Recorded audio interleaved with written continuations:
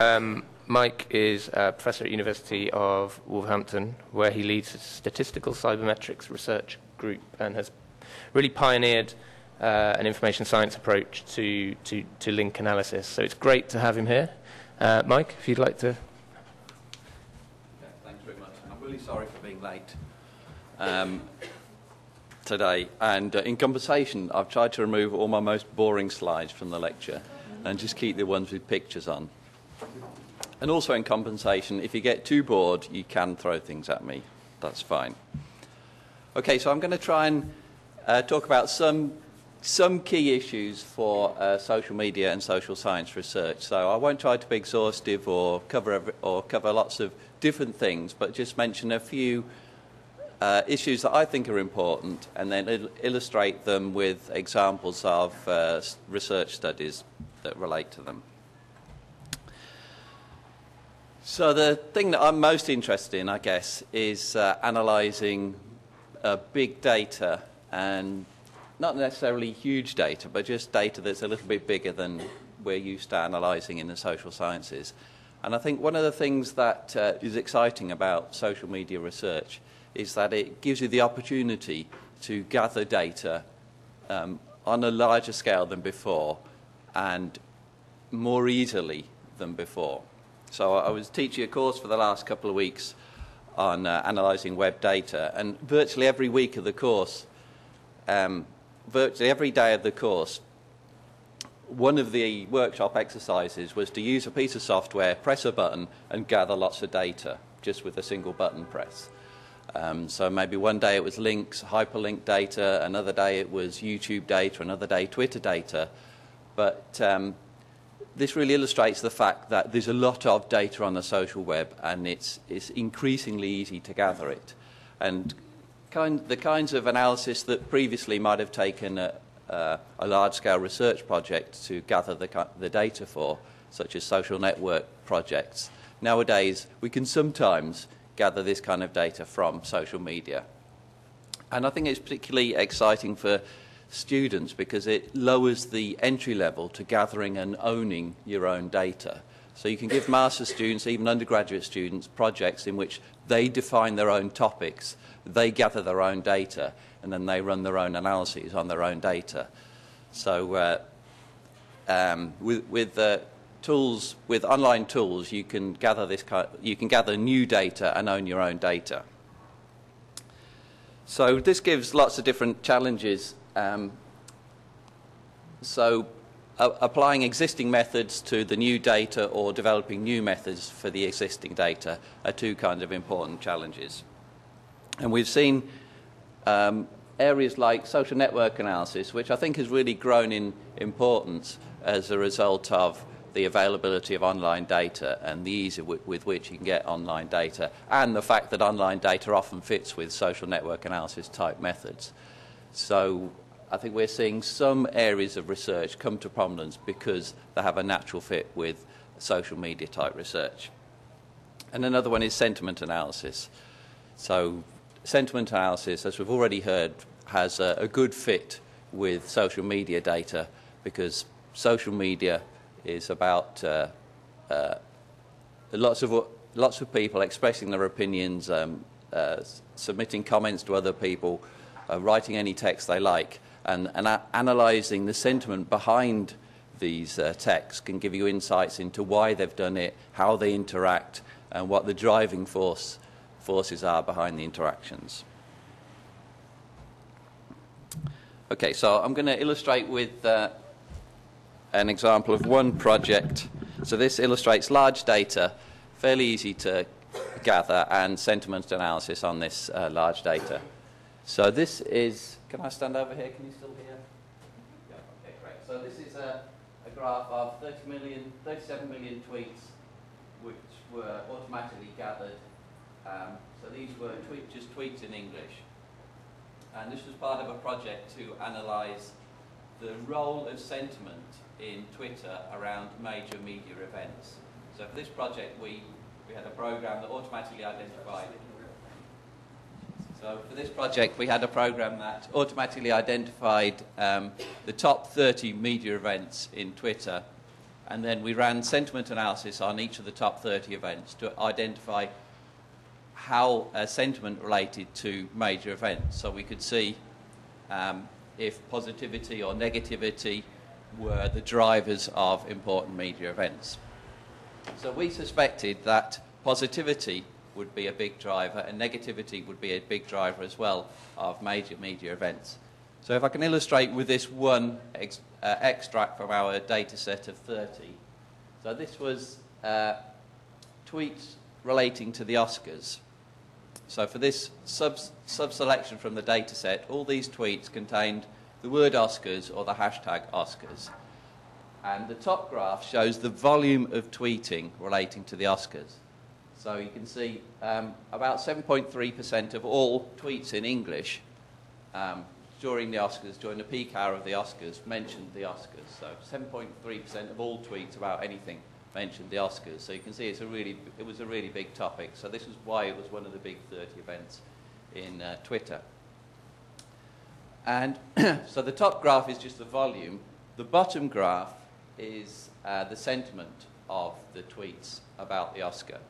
So the little red line is the average strength of positive sentiment for tweets about the Oscars. So this is the result of about 100,000 sentiment analysis applications to individual tweets. So large-scale data processing, but very easy with a free software to do this and get the results. So this would take a human hundreds of years to do, but with a computer program it's less than a minute. Pressing a button, less than a minute. So this shows the average change in sentiment for positivity and the average change in sentiment for negativity, the black line. So the finding from this research project was that the typical reaction to a major media event like the Oscars or the earthquake in Chile was a small increase in negativity in tweets.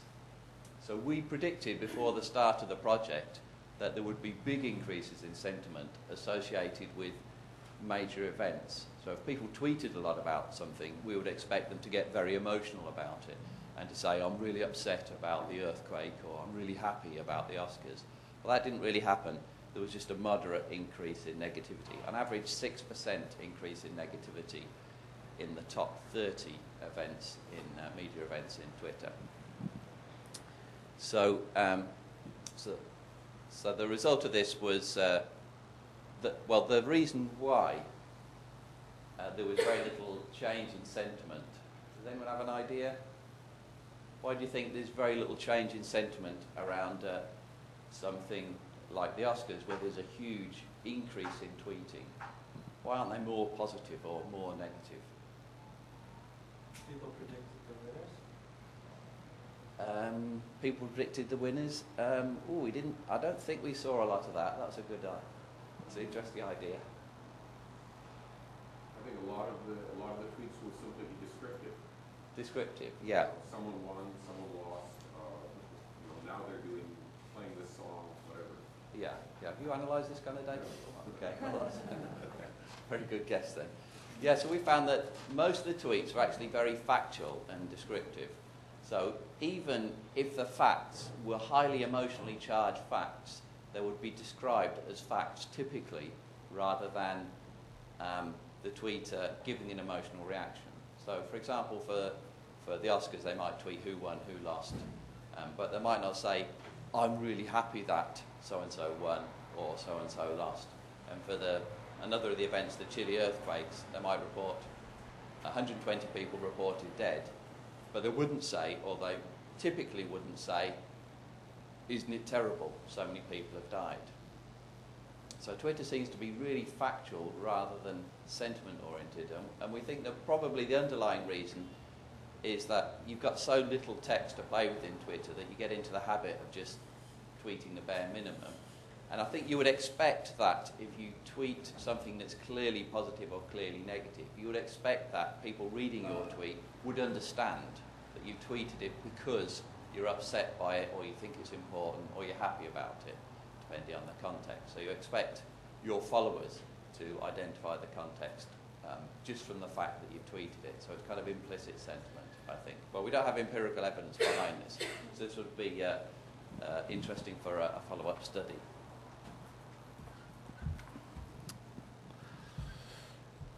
Okay, so another example.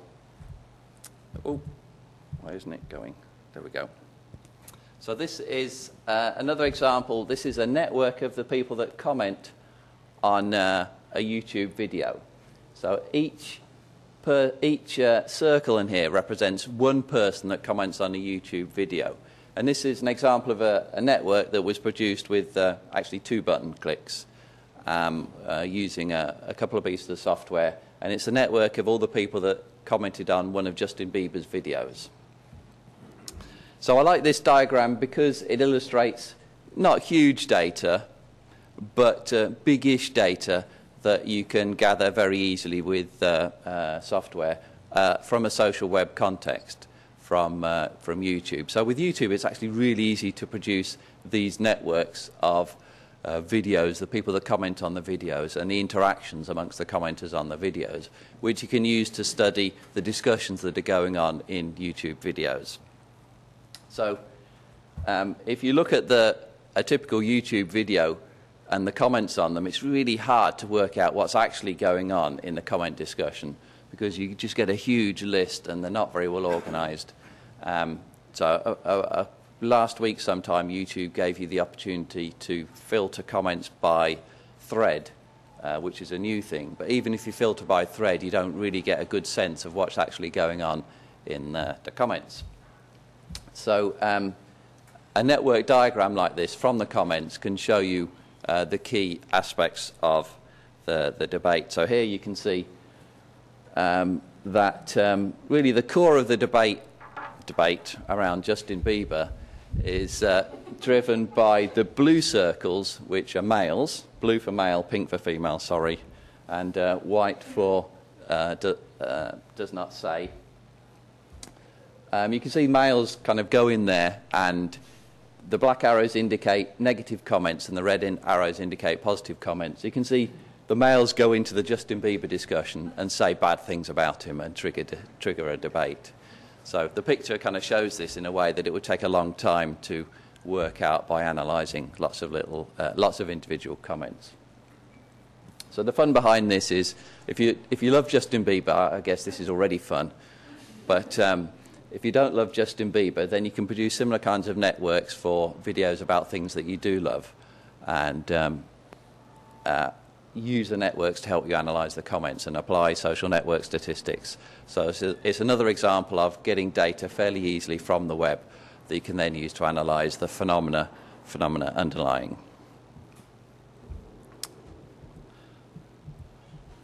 Okay, another example.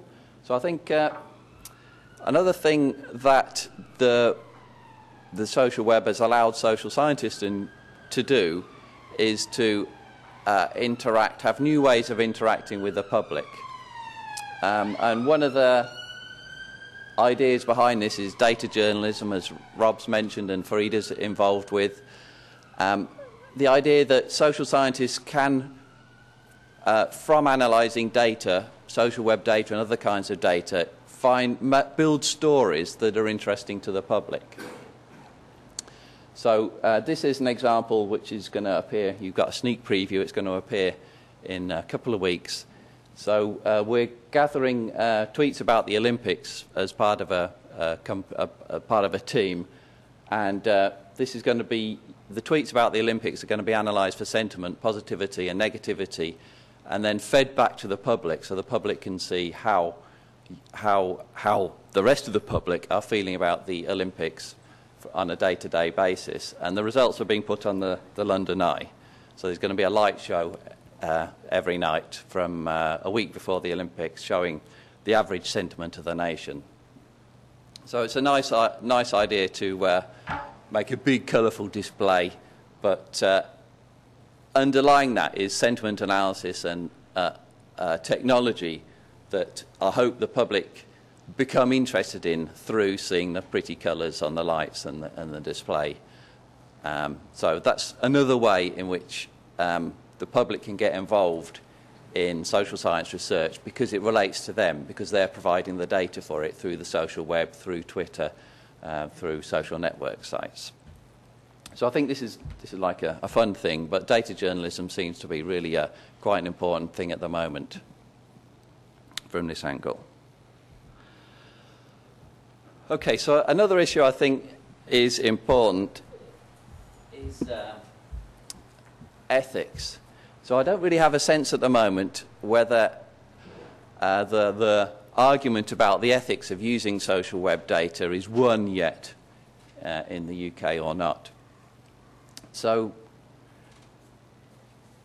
for me, the argument is when we analyse social web data, are we analysing things created by humans that we have to apply human subjects research ethics to and be very careful about it, or are we analysing just text on the internet, text on the public internet, which essentially has few ethical issues associated with it? So in the room today, do you feel that there are strong ethical issues associated with using text on the public web?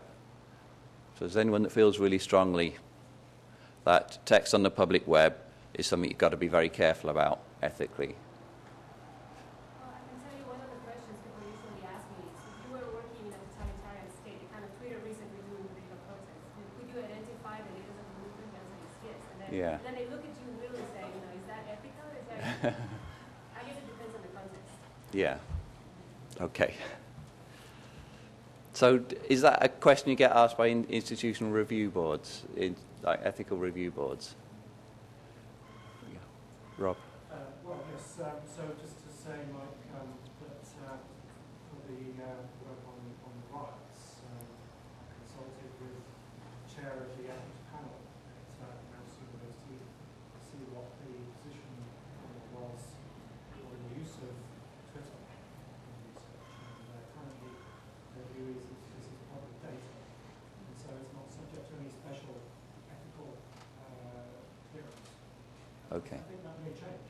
Okay. It is a very active debate, and it's quite polarised. I think there is a view that Twitter data, although it's in the public domain, are treated as such, and therefore we need to have in place more stricter protocols about use. Okay.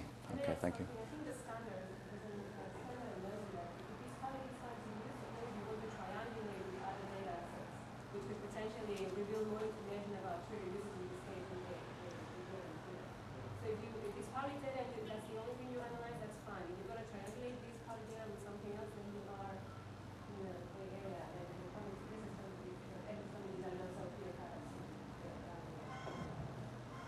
Okay. Okay. Thank you. So I'm not going to try and answer this.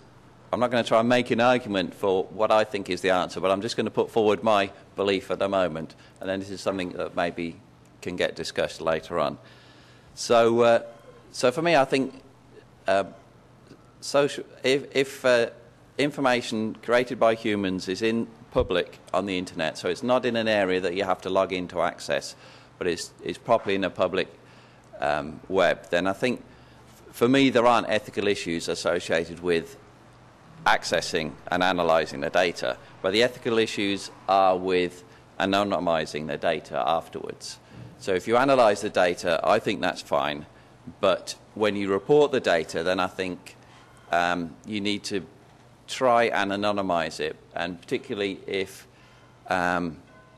particularly in sensitive situations, you should definitely anonymise it. So we did a research project on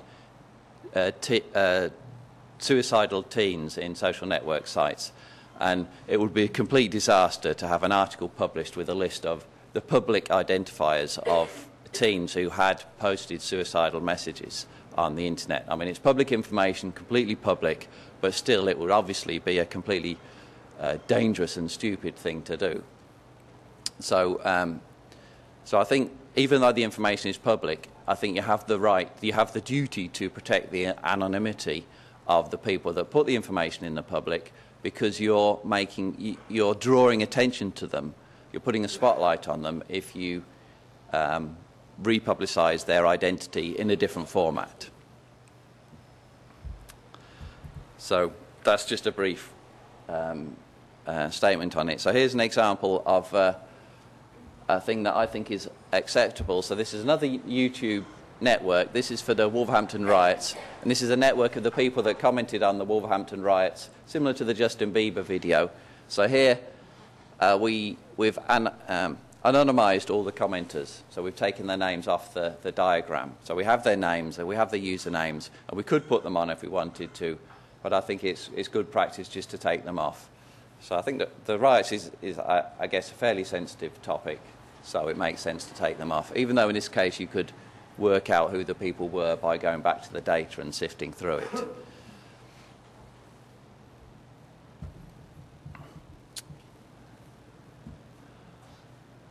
Okay, so another issue that I think is particularly important and maybe gets overlooked too much is the need to really validate new methods to analyse data from the social web.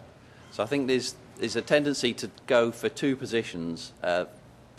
extreme positions, neither of which I think are completely right. The first position would be everything on the social web is meaningless, not worth analysing, because it might be written by trolls or it might be written by people that try to be deliberately misleading for other reasons, and because you don't get a genuine random sample, you've got sampling issues, you've got bias issues by the people who use the social web.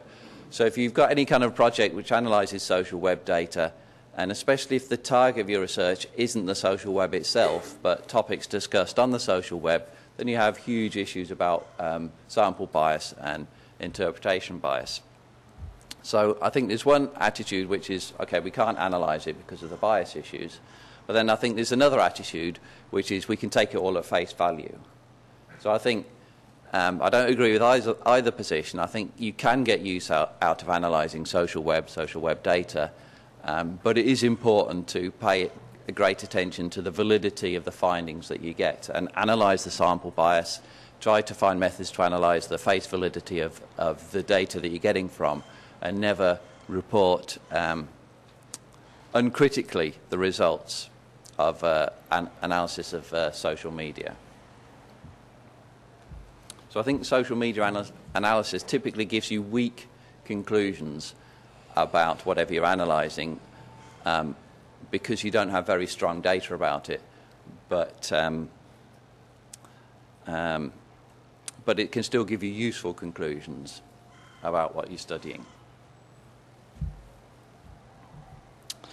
So here's an example of another study that illustrates that point. So this is a network of the links between universities in Europe. So this is based on the hyperlinks between universities in Europe. And this is another big data gathering exercise where the results are condensed into a single network diagram. So this was for a project to try and understand collaboration between universities in Europe. But the data itself is the hyperlinks between universities in Europe. So the validity gap here is we're assuming that the hyperlinks between universities reflect collaboration between universities. And so that's something that we can't assume without testing. We need to find methods to see if hyperlinks really do reflect collaboration or if they reflect something else. Okay, so with my students, I often come across that they often try to make kind of very general assumptions based on producing some data. They say, oh, this definitely reflects that, being too uncritical about the interpretation of the data. So this is something I think is very important, especially to teach to students. Okay, so that was just a few points of things that I believe strongly about and potential things for debate later on. But in summary, I think there are lots of challenges and opportunities from social web analysis. Opportunities particularly because you can get information much more easily than before about research, and challenges to interpret and analyse the information in the right way so that you get useful, justifiable, defensible findings. Okay, thank you very much.